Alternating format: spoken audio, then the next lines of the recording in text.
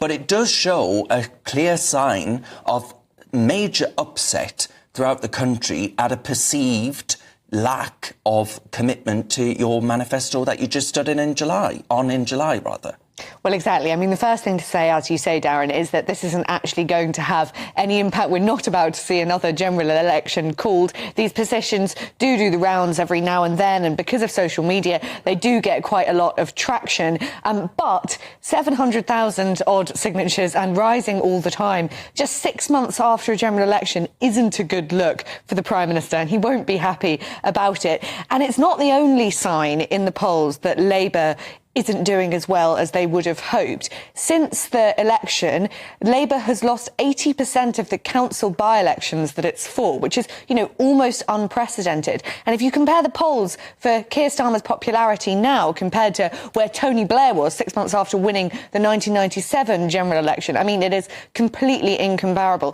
Keir Starmer is in the negative rating already, whereas Tony Blair, who, let's remember, won actually a similar-sized majority to Keir Starmer, just 4 seats fewer Keir Starmer won back in July.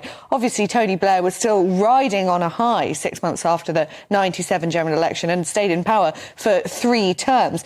What people are so upset about, why they're signing this petition, is because they feel as though Keir Starmer has reversed on his manifesto commitments. The obvious one that's being brought up quite a lot is the promise not to raise taxes on working people, by which he defined that as national insurance, VAT or income tax. Well, very technically speaking, you could argue that he has stuck to that, but he has raised national insurance, not on individuals, but on companies. And yes, that doesn't have a direct effect on people's paychecks. But of course, what's happening is those companies are choosing to hire fewer people, or in some cases, make cuts to their workforce in order to pay for that excess national insurance. So lots of people feel as though that is a bit of a reversal on the manifesto commitment. The other place where people are obviously really unhappy is winter fuel payments. And we haven't talked about that in a while, but as we've seen over the last few days, winter is hitting hard. Yeah. Ofgem have put up its prices again. The price cap has gone up again. It's likely to be about over £100 more per year for the average energy bill next year than last year. And now, of course, there are thousands of pensioners who won't be receiving the winter fuel payments that they otherwise would have received. There's a lot of anger about that in the country at large too.